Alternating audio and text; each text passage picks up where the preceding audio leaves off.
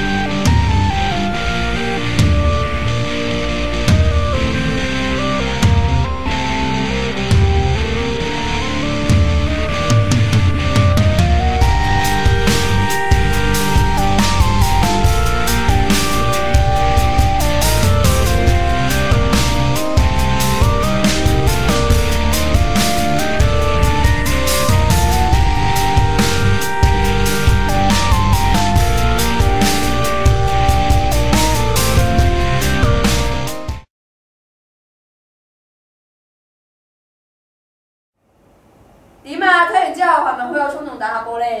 我咁文靜，打波始終都係唔啱我嘅。咁你一定好中意圖書比賽啦，一齊睇下片啦！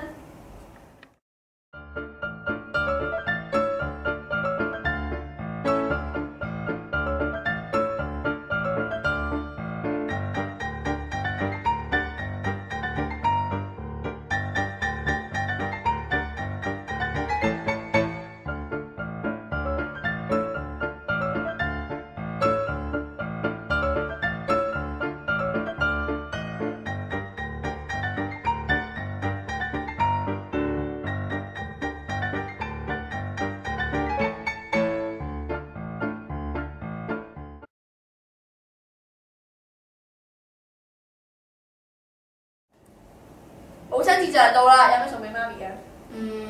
我都諗唔到喎。不如我哋自製一份禮物俾佢啊！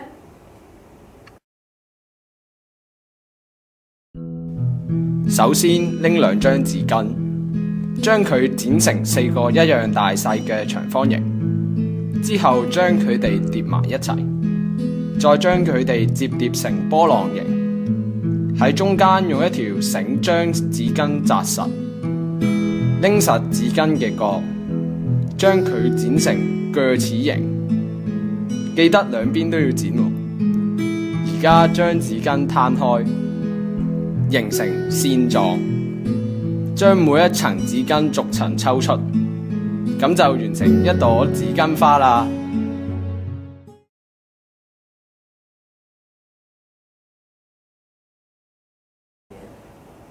我哋節目時間又差唔多啦，唔好唔記得睇我哋嘅成日學成語啊！唔知今日我哋學咩成語呢？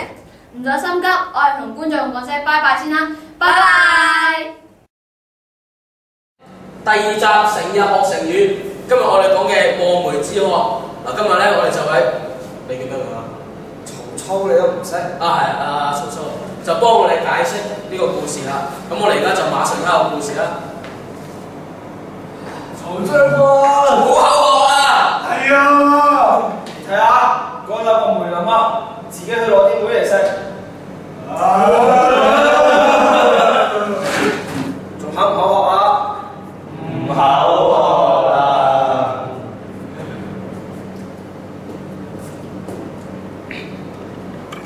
得未啊？得啦，好，翻嚟，我哋有請曹將軍為我哋解釋呢個故事嘅意思。望梅止渴嘅意思就係比喻願望無法實現，用空想嚟到安慰自己。冇錯，就係咁啦。下個禮拜成日學成語。